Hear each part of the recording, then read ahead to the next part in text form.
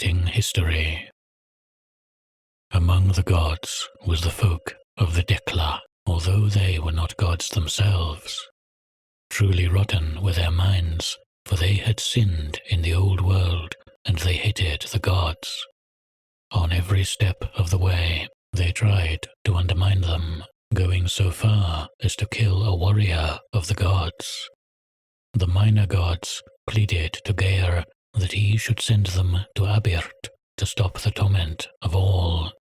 But Geir, in his eternal wisdom, gave them the book, for the book told them how to return to the right path and contribute to creating the new world. So I, Hekan, was told by the descendants of the Dekla, although I must assume that the addition of the book was not part of the original mythos and only added after the Dekla were conquered by the keeper of the book. Unfortunately, I was unable to recover the real story, as the leader of the Dekla knew my quest to record all stories was approved by the keeper herself.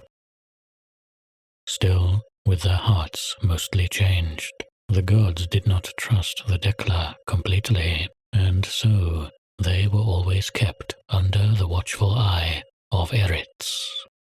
All this, although the Dekla were the most hard-working.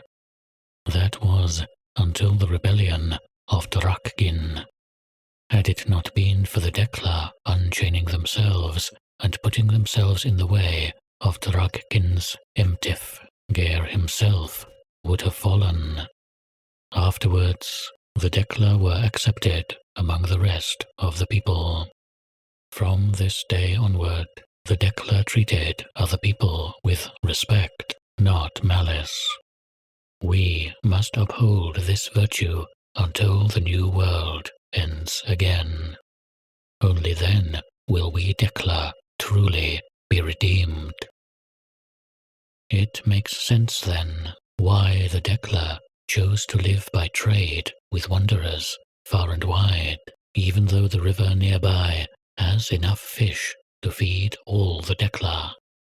They are friendly to outsiders and do not expect them to uphold humility like the Dekla do for themselves. It does explain why they were so open about sharing their oral traditions with me. Still, they were surprised that I wrote and did not remember their stories. I suppose the keepers had yet to share the invention of writing with the ones they conquered. As I wandered downriver, I encountered a less friendly people, the Emtif Etain. They would have killed me had I shown the slightest sign of fear in front of their warriors. Thankfully, Gaia has blessed me with an unending curiosity until I have finished my task. Being fearless, I was allowed to accompany them to record their story. The Emtif, like the Dekla, see their origin in Drakgin's defeat. With Drakgin and his conquered land gone, his Emtif were distraught. They were given a purpose by Drakgin, but without the master, the warrior's life is empty. Some warriors revolted, hoping to get their old master back. They had no chance against Geir's Emtif. A thing in need to be mentioned. The Emtif Etain believe that in the old world there were dozens of Emtifs, each with an individual task to enforce. Only with the collapse of the old world did they come together under Geir and Drakgin.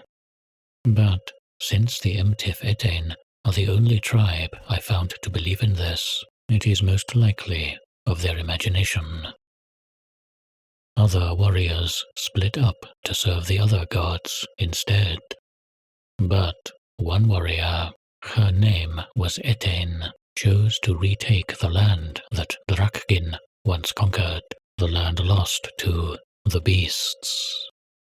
she battled day and night for 7 days, always close to defeat, but never succumbed to fear. For who succumbed to fear succumbed to the beasts. And so, in the end, she won.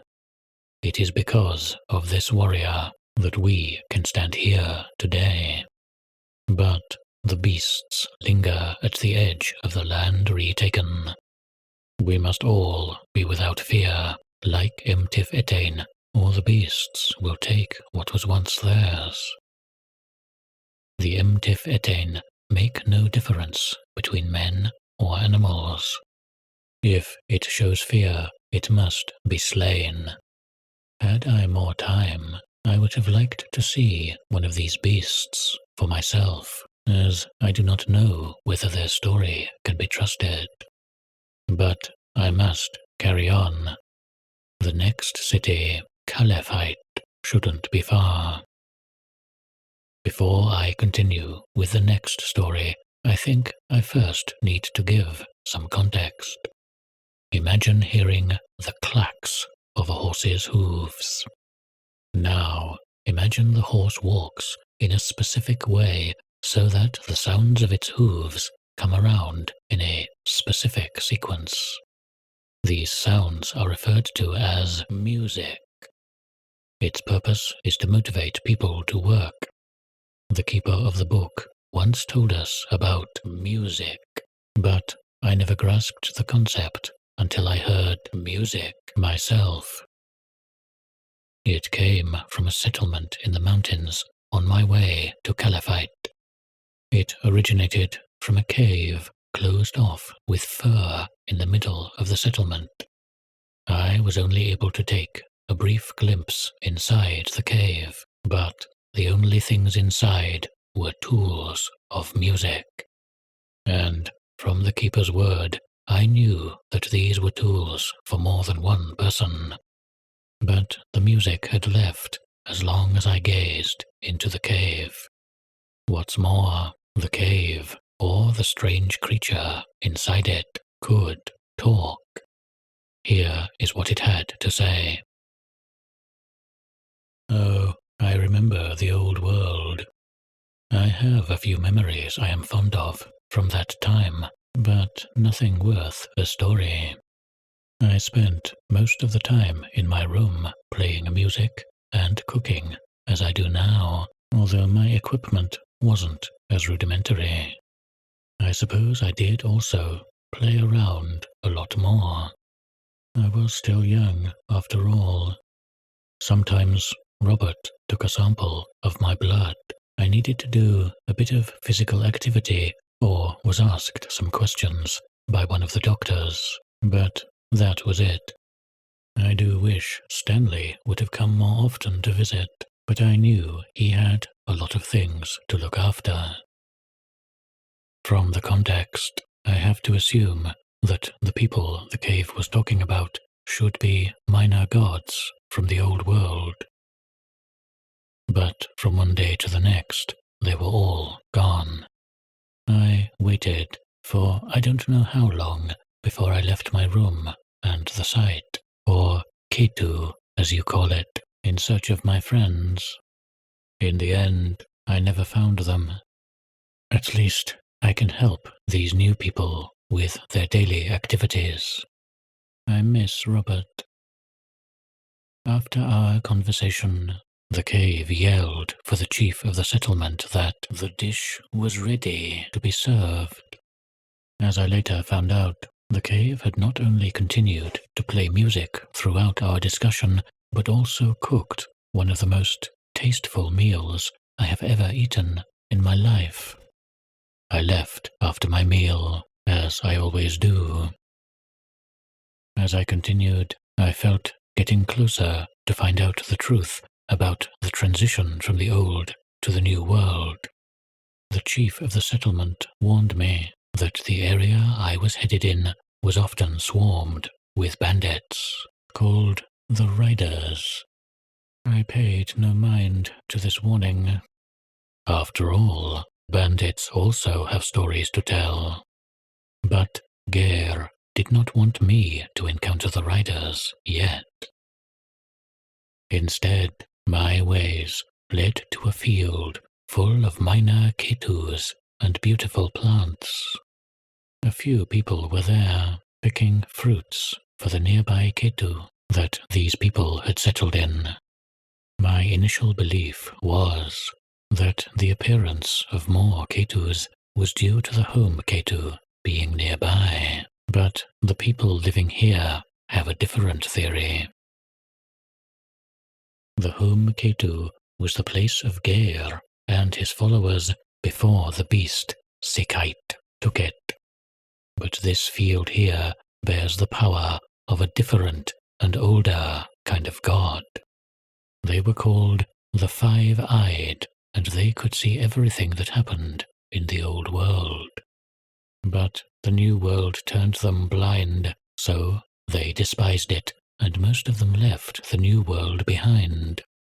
A few places, like this garden, were left behind, trying to preserve the old world, so one of the Five-Eyed could keep watching. We can take from the field all we want during the day, but at night they send out a single Imtif warrior to watch over the garden. At this point, I had heard a lot of stories, but this was the first one I found utterly unbelievable. Or so I thought at first. Why would Geir have sent me to a place like this? Would he not have sent this Imtif instead, if he desired this lie to be gone? As I was not sure what to make of this, I asked for further information. I was told they still had scriptures from the old world in the ketu the people resided at night. It seemed to be the only place the Imtif warrior did not pay attention to. It was true. I found the scripture, and it had the symbol of Geir.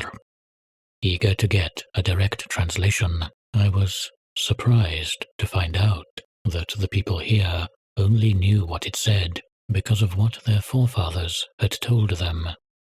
I spent the rest of the day trying to decipher what the scripture had to say, but to no avail. I had already wasted too much time at this place and wanted to go. I ignored the people's warnings as I knew I was protected by Geir. But Geir's protection did not reach this garden. I was already on the outskirts of the garden as the warrior caught me. It looked like a human used as soil for the flowers and vines that spread out of the warrior. It walked to me in a straight line and began hacking at my arms with a tool in its hand. I fled in a straight line across the fields. The warrior went around the fields and was still able to catch up to me and break me more apart to use me as soil, I recalled. When I finally left the garden behind, it had broken my left arm and hand, several hands, and left a laceration at the back of my head. One thing was sure. If these Five-Eyed truly existed, they were not benevolent. The warrior left me there, laying on the ground. It was maybe 3 or 4 hours I lay there, unable to move. At some point, a group arrived and took me with them. They were the riders. The few things of value I had, they took from me, only leaving me with my notes, probably because they did not understand the value of the written word. I asked them where we were headed, and they told me to Caliphate. I chuckled. It seemed Geirs had already decided on the path he wanted me to take. I wonder what stories will await me there.